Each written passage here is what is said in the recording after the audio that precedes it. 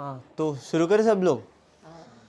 तो मैं जिस चीज़ के बारे में आज जो बात करने वाला हूँ ना, वो चीज़ हम सबको डेली बेसिस पे हम उसको फेस करते हैं। ठीक है, बहुत ही रेगुलर है सबके लिए ही। इधर मैं बोल सकता हूँ कि सभी हम उसको फेस करते हैं, रोज़ करते हैं। तो ये जो चीज़ है वो मेरे लास्ट डिस्कशन में मैंने जो बोला था उससे रिलेटेड है। तो मैंने लास्ट डिस्कशन में बोला था अबाउट अटैचमेंट, या अटैचमेंट के साथ आने वाली 3 चीज़ें। तो किसी को याद है वो 3 चीज़ें क्या थी? तो ग्रीड, एंगर और एक डिज़ायर, ग्रीड एंड एंगर।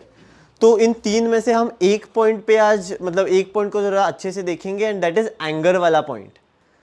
तो ये बात तो बोलते हो कि तुम इधर सबको, हमें गुस्सा तो आता है कभी कभी, अलार्म स्नूज करने की वजह से आता है, कभी क्या लेट हो गया क्लास तो आता है, बट सबको गुस्सा तो आता ही है।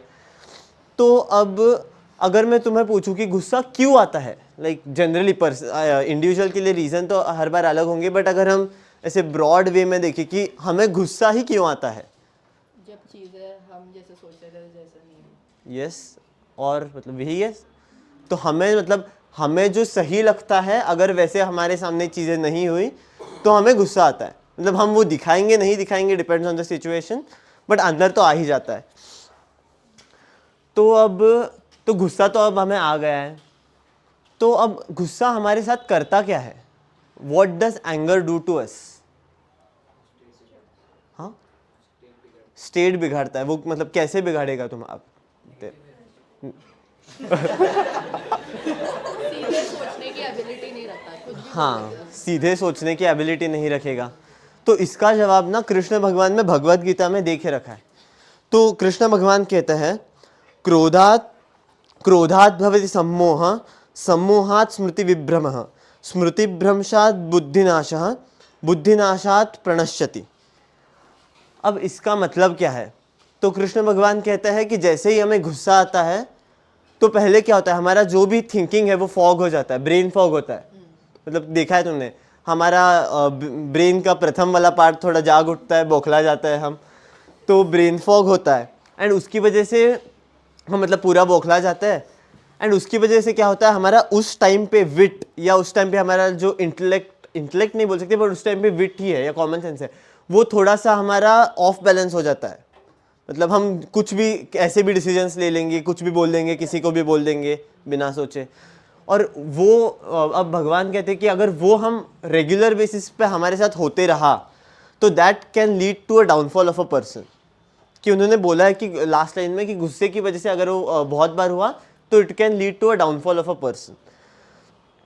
तो अब हमने देख लिया गुस्सा क्यों आता है, और गुस्सा होता क्या है, और गुस्सा करता क्या है। तो अब मतलब ये तो सबके साथ हुआ भी है और सबने सोचा भी होगा इसके बारे में कि मुझे गुस्सा तो बहुत आता है, बट मैं इसके बारे में करूँ क्या? लाइक मुझे पता है कि गुस्सा बुरा है मेरे लिए, बट वो कंट्रोल करना बहुत टफ होता है ना, कि अब तो आ गया तो आ गया, हम बोल देंगे, हम क्या करें। तो उसके लिए हम क्या, मतलब कभी सोचा है तुमने कि what can I do to negate my anger? तो तू ठीक है। और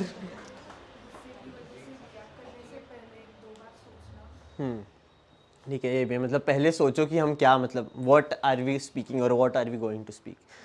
तो ये मैंने भी इसके बारे में थोड़ा सा सोचा है, एंड मुझे गुस्से को ये करने की 2 वेज मतलब पता है। मैं ज़्यादा उसका उपयोग ठीक से कर नहीं पा रहा हूँ, बट ठीक है, पता है।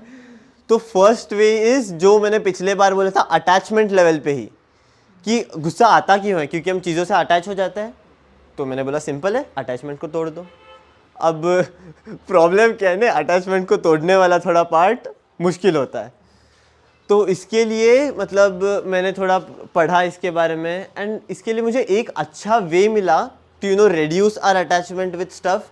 दैट इज़ कि मान लो तुमने कुछ नया देख लिया आज, तो हमारा बेसिक ह्यूमन इंस्टिंक्ट क्या होता है कि उसको 2 कैटेगरीज हमारे पास रेडी है, तो उसमें किसी एक में बांट देना है। मतलब तुम ये कॉन्शियसली नहीं करोगे, बट वो खुद से हो ही जाएगा कि कुछ मैंने नया चीज़ देख लिया, तो इधर this goes in the part of it is good for me और it is bad for me. मतलब ये तुम्हारे पार्ट्स खुद से बन ही जाते हैं और उसमें चला जाता है।